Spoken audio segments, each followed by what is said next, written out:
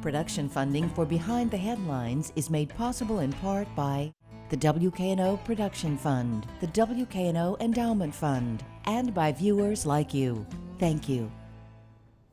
Education in Memphis tonight on Behind the Headlines.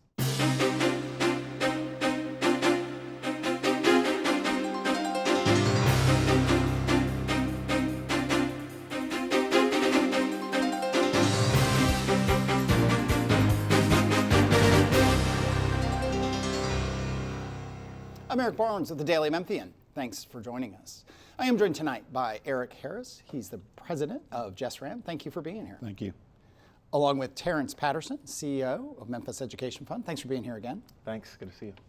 Natalie McKinney, who is executive director of Whole Child Strategies. Thanks for being here again. Thank you. Along with Bill Dries, reporter with the Daily Memphian. We wanted to talk about education in part. We've been very, very focused on the mayor's race. We wrapped up, I should say, last week, the last of our interviews with the major candidates. That was Floyd Bonner. All those are available. Early voting is still going on as this show airs.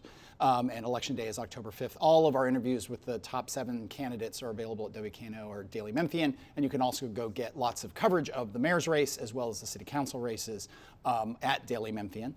And again, Election Day is October 5, but a few more days of early voting as this show airs. But we wanted to, with school starting, I think also in part with the 10-year anniversary of the end of Memphis Shelby County Schools, or the merger, demerger, and so on, to talk about education. And I'm going to start with you, Natalie, just to give a quick snapshot of what Whole Child Strategies does, and we'll let each of you do that, and then we'll start talking deeper and deeper about some of the issues, especially around early childhood education, the 3rd grade reading, wraparound strategies, all that. But talk about Whole Child Strategies. Whole Child Strategies is a place-based, neighborhood-based organization that's designed to look at the external barriers to children arriving to school every day, engaged and ready to learn. So we looked at the data, we looked at the research, and 60% of the change in test scores are due to out-of-school factors. So when you talk about community, you talk about family, and then you talk about the child. You have to have a whole community, so you can have a whole family, and then you can have a whole child. So we engage those external stakeholders, including schools, and school leaders, parents, children, residents, other community-based organizations, faith-based entities, and business leaders to talk about what are the assets, what are the needs, align those things, figure out the gaps, prioritize them, and then let's get to the root causes. All right, let me bring in Terrence. We'll go through all those issues and more. But Terrence, talk about what Memphis Education Fund does. Yeah, Memphis Education Fund, we are an investor, we're an advocacy partner, and we're also a convener. I mean, it is our focus to make sure that we can improve education outcomes for K-12 students that are attending public schools in Memphis and Shelby County. So we do that with partnership, we do that with partners that are both national and local, and it's our hope that with that partnership and with focused investment, we can move the needle on behalf of kids. And again, last but not least, Eric Harris, talk about JSRAM. Thank you. JSRAM was something that was founded out of a long career in public and private education that I had. Trying to figure out why is it that it seems as though the same kids are not performing. They don't do well on the assessment that's given. So when you put together all the poverty statistics here in Memphis, which about 37% of our kids in the city of Memphis live below poverty, that's below 5. Also with the neuroscience, with the cognitive development, with the child psychology, you put all those things together and the answer becomes clear, that we start them in school too late. So we have a pilot project where we started with children, giving them a pre-K style education at the age of 2, and it's been absolutely phenomenal. Why 2? Because 2 is the age where their brain just sort of wakes up. That 2-year-old at the age of 4, if they live in poverty, they're going to be about 2 years behind a kid who doesn't. So you put them in pre-K at that age, and they go in and they learn some things, but their brain's capacity is not quite ready to take on what it is that it needs to take on. So we start them earlier. We help them to develop. We also support the parents with a lot of wraparound, because most 2-year-old parents are young parents and they don't know how to do it. I'm 50, I don't know how to do it. So, and that's what we do. And it's been a very, very good program for us. When you both talk about, and you as well, Terrence, but just the programs you do, the wraparound services, it is both I think it's impressive. I think it's the kinds of things, we've been in this political season where candidates have been coming on talking about interventions and youth interventions, and lots of conversation about crime, obviously, with the candidates. And it's the kind of things that you all do and try to do that they seem to be pointing to. It also, and you've been on the show before, and we've talked about some of this, Natalie, it also seems, and for lack of a better word, daunting and exhausting, because it is not just, hey, sit down at your desk and let's teach you to read. It's that, right. And that's hard enough, but it's all these other issues. Right. So one of the things I want to make sure we draw a distinction for the work that we're doing, it's not necessarily wraparound. What we're trying to do is we're trying to get to the systemic failures and come up with viable and sustainable solutions that are built by those who are impacted.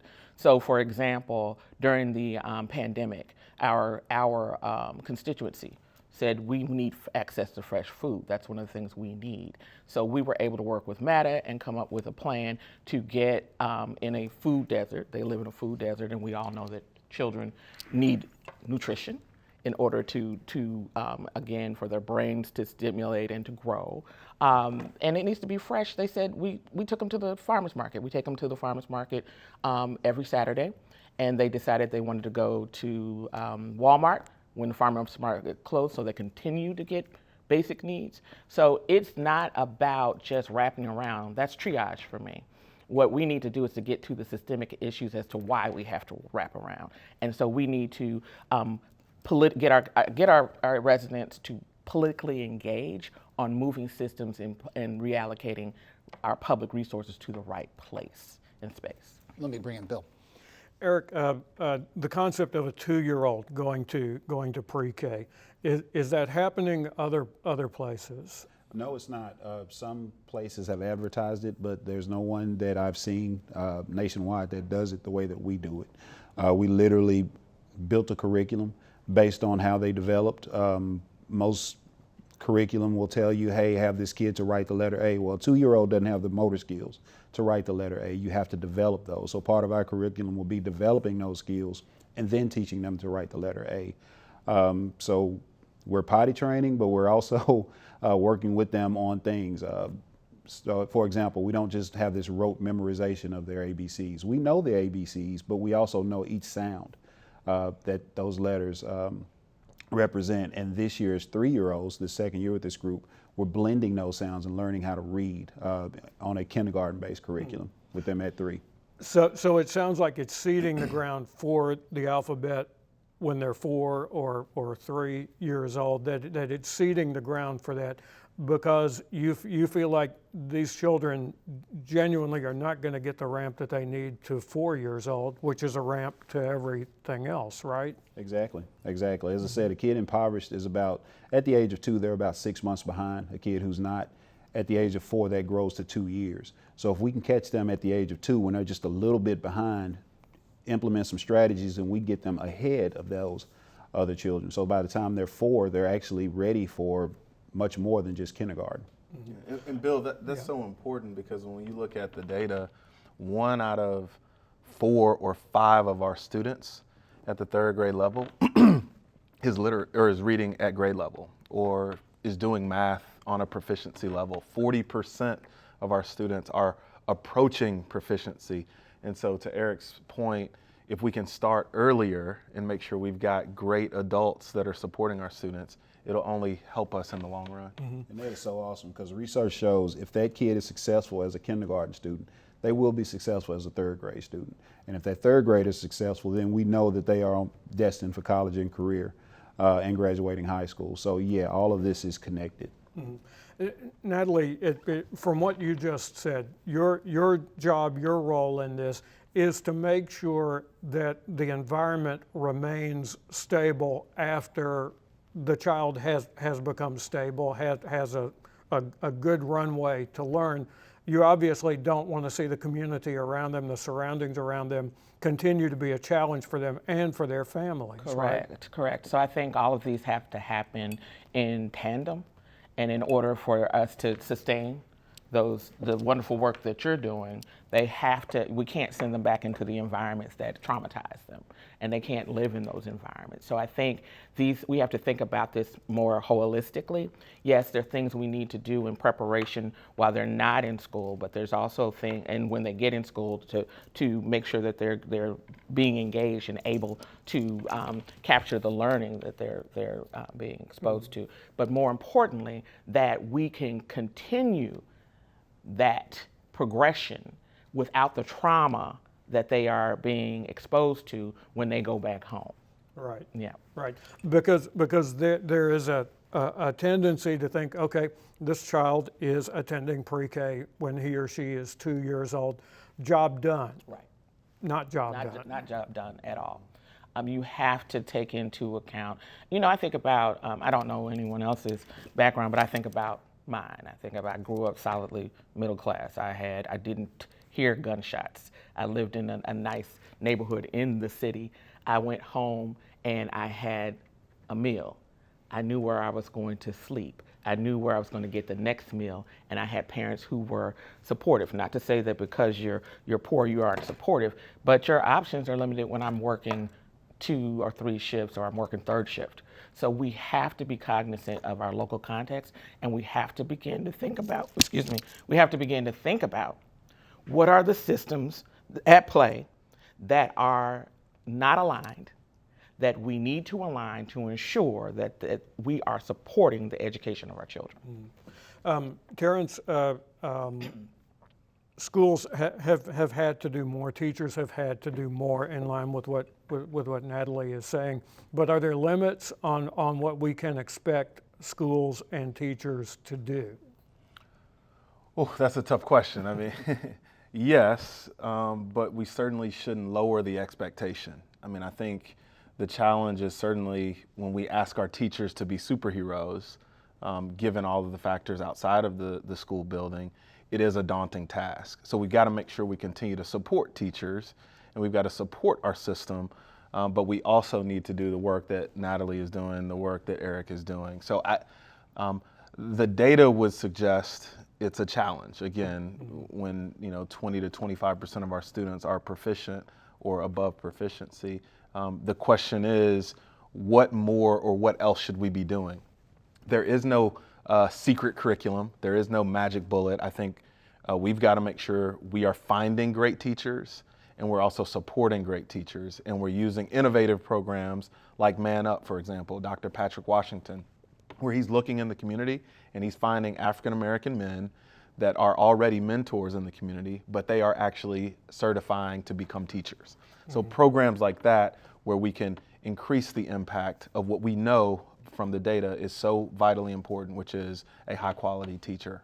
Right, but because you're working on a school system, that's the structure you're working on, and so many times, I mean that's where people tend to put the burden for this. So I'm just wondering, do we need to change our expectations of what we expect the school systems to do, and versus what entities outside of the school system need to do? Yeah, so to that I'd say a resounding no. I think we need to increase the expectation on the school system to provide higher quality educational experiences for our children from 8 a.m. to 3 or 4 p.m.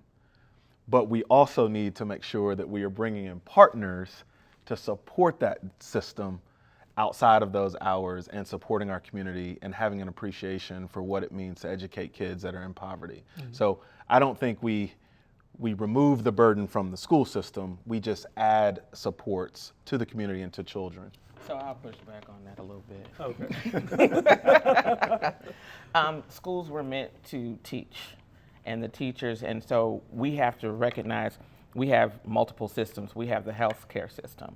We have the justice and safety system. We have community and economic development system. We have an arts and culture system, and we have the education system. I think that what we have to remind ourselves, because otherwise it's a cop-out on these other systems doing the work they're supposed to do, is that we put too much burden on education to do the things they don't have the experience, expertise, or the resources to do. So I get what you're saying about bringing in partners, those partners need to be those other systems, and not so much organizations like ours. Because I'll tell you, I don't know about anybody else, but when I entered this work 7 years ago, I said I don't want to be here after 10 years. Well, we had an intervening pandemic no one could anticipate. Those 2 years don't count. They don't count, right, not at all.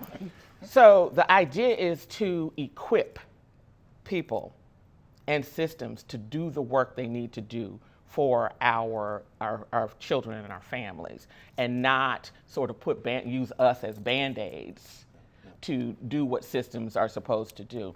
So that's why I really think we need to be thinking about, we got enough data. We love to talk about data, and people, oh, we have to do this research and do this data. We have the data, we've known it for years. So now let's do something that is addressing that data, that tells us that we have a broken healthcare system. We have a broken community and economic development system, our housing. We have a broken justice and safety system, our criminal system. All of these things need to be transformed. I'm not talking about reforming them, because all that's doing is just putting in ingredients in a different order, as opposed to let's think out the box, let's think strategically, let's think, you talk about expectations, let's raise those expectations higher and say to ourselves, we need to transform our system so that they are working in alignment.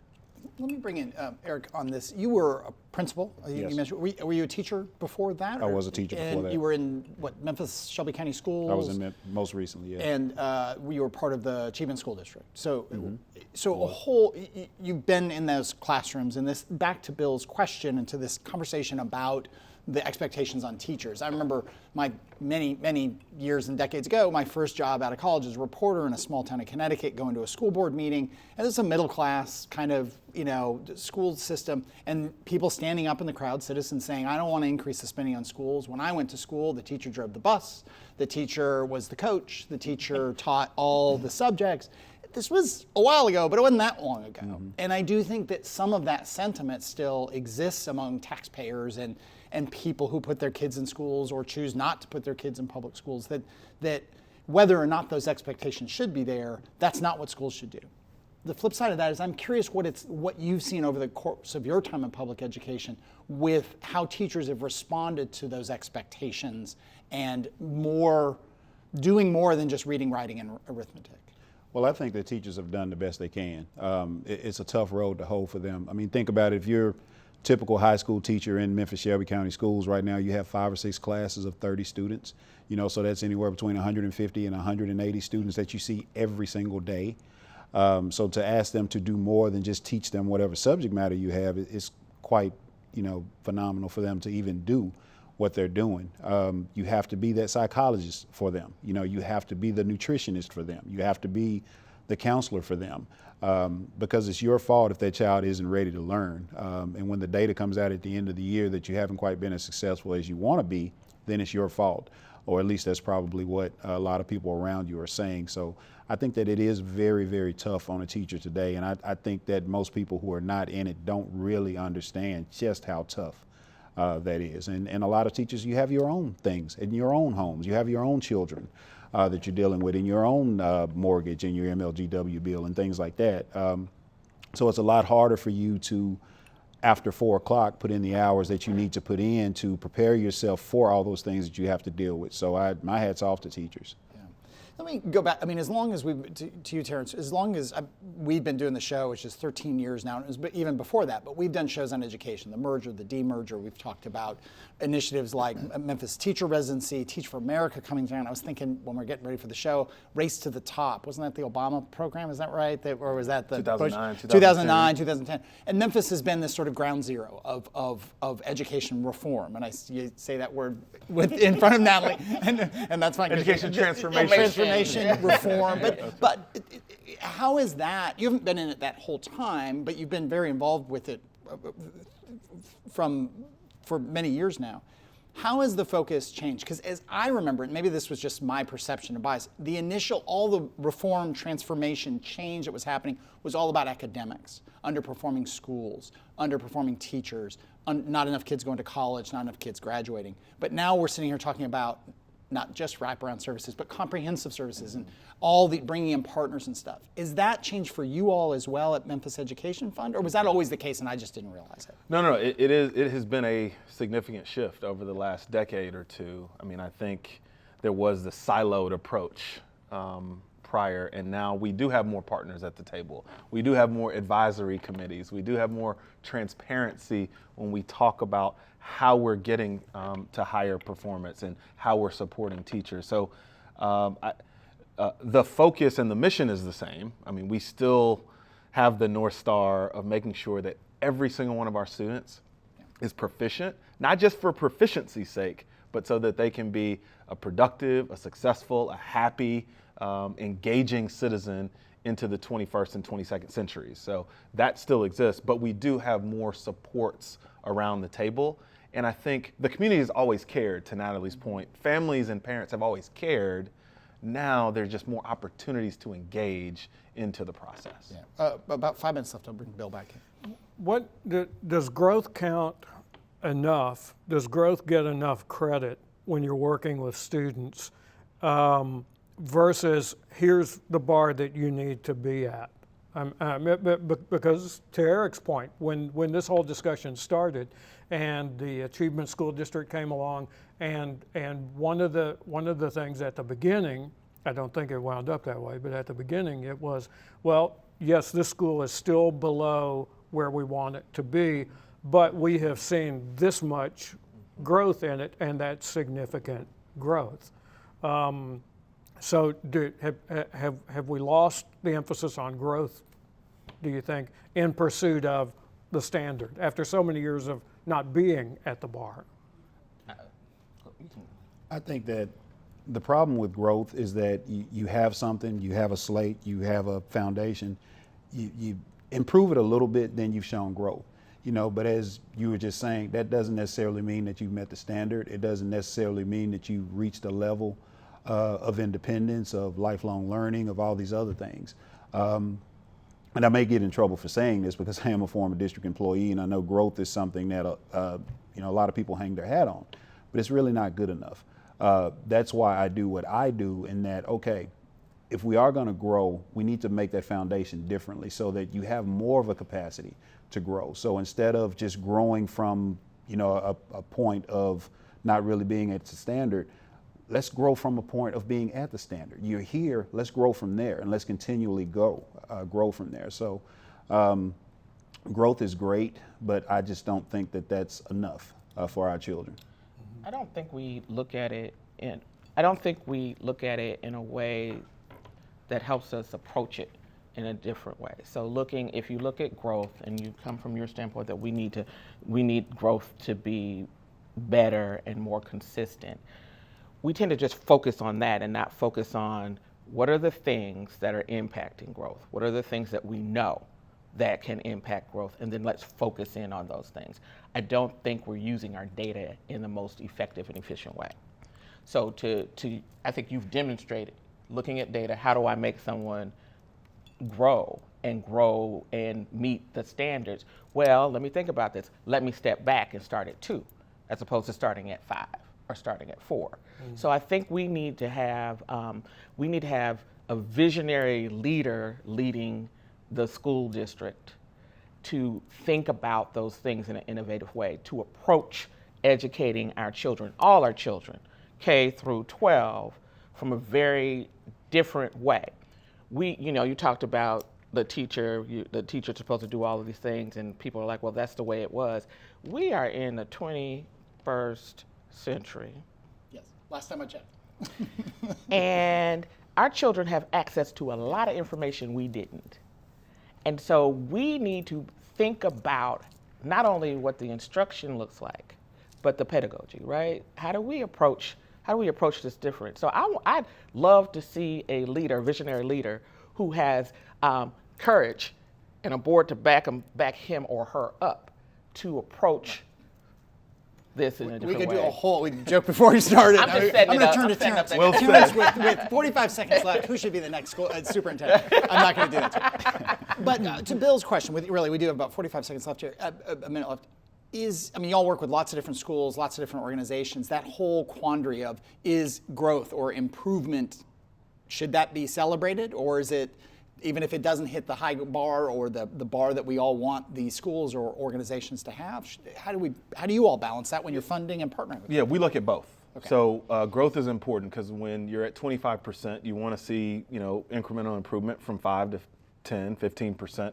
But our ultimate bar is the standard. So we want to make sure, again, our standard is every single student is proficient. So for us, it's a both and. We believe we can get there. It's going to take innovation. It's going to take new ways and stronger leadership for us to get there as a community. I have a couple of things. I misread my clock. Is this a hopeful message? Yes, absolutely. It is. Think so? Absolutely. Okay, we'll leave it on that. Thank you all for being here. Thank you for the work you do. Thank you, Bill. I will note again, we're in the middle of the city election season. We wrapped up if you joined us late, we wrapped up the last of our candidates, one-on-one candidate interviews. That was Floyd Bonner last week. We've interviewed Karen Camper, J.W. Gibson, Willie Harrington, Michelle McKissick, Van Turner, and Paul Young. I don't think I missed anyone. All those are available at WKNO.org or on the Daily Memphian site. You can also get extensive coverage by Sam Hardiman, by Bill Dries, by others on the Daily Memphian staff of the mayor's race, as well as the city council races, which we haven't been able to do on the show because it was just too many districts and too many candidates. But very important races. Election day is October 5th. There's a few more days of early voting as this airs. Go to shelbyvote.org if you need any information where you should vote. Everyone should vote. Doesn't matter who you vote for. Thanks very much. See you next week.